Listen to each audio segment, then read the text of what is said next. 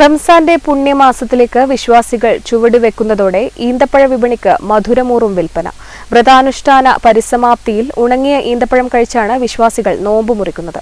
നോമ്പുതുറ വിഭവങ്ങളിലെ താരരാജാവ് എന്ന വിശേഷണമാണ് ഈന്തപ്പഴത്തിന് ഉള്ളത്. കിലോയ്ക്ക് 200 രൂപ മുതൽ 2400 രൂപ വരെയുള്ള ഈന്തപ്പഴങ്ങൾ വിപണിയിലുണ്ട്. മിക്കവയ്ക്കും നല്ല ഡിമാൻഡുമാണെന്ന് കച്ചവടക്കാർ പറയുന്നു. Saudi Arabia, Afghanistan, Oman, Tunisia, Iran, Algeria, Kuwait, Iraq എന്നിവിടങ്ങളിൽ നിന്നാണ് കേരളത്തിലേക്ക് പ്രധാനമായും ഈന്തപ്പഴം എത്തുന്നത്.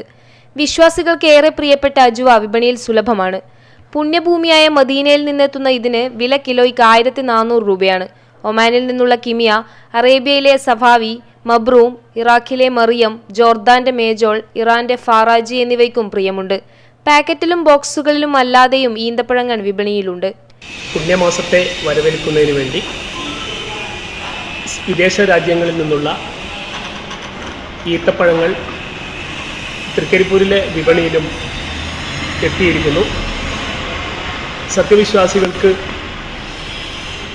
ഈ വിദേശ പഴങ്ങൾ ഒഴിച്ചുകൂടാൻ പറ്റാത്ത ഒരു കാര്യം തന്നെയാണ്. കഴിഞ്ഞ തവണത്തെ അപേക്ഷിച്ച് ഇത്തവണ ഡ്രൈ ഫ്രൂട്ട്സിന് വില കുറവാണ് വിപണിയിൽ അനുഭവപ്പെടുന്നത്. എന്നിരുന്നാലും നല്ല ഡിമാൻഡാണ് ഈ ഡ്രൈ ഫ്രൂട്ട്സിന് ഇപ്പോൾ ലഭിച്ചുകൊണ്ടിരിക്കുന്നത്.